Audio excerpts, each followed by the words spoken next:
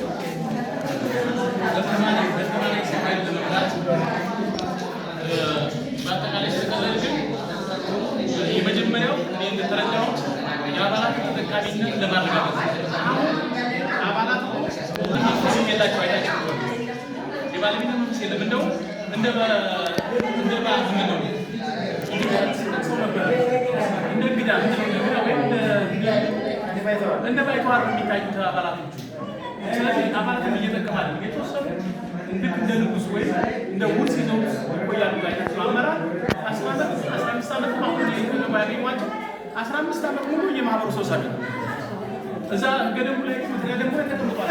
የስንት ዓመት መካሄድ እንዳለበት ምናምን እና የተማሪ ሰው ራሱ እንዲቀርባቸው የማይፈልጉ ስለዚህ በተማሪ ሰው ኃይል በዘመናዊ ቴክኖሎጂ መጠቀም የቴክኖሎጂ ሽግግርም እዛ ላይ እንዲያደርጉ የሚፈለጉ ውጤታማ የሆኑና ለሀገርም ኢኮኖሚ ስለሚያስፈልግ ነው ሪፎርም ያስፈልገው እና እረፍት እንውጣና በኋላ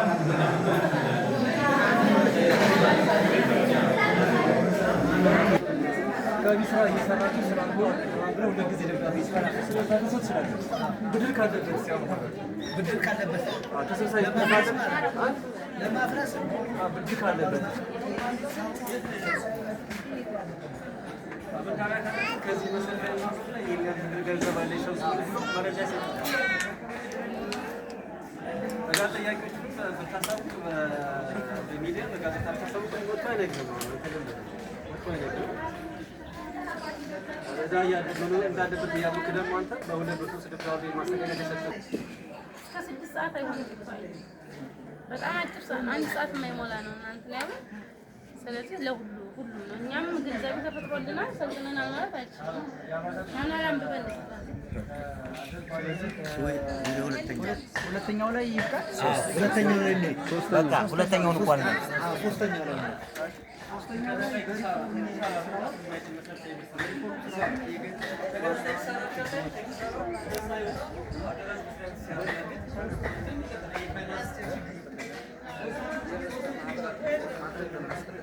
የሚለው የሶስተኛው ዘልያ ያለው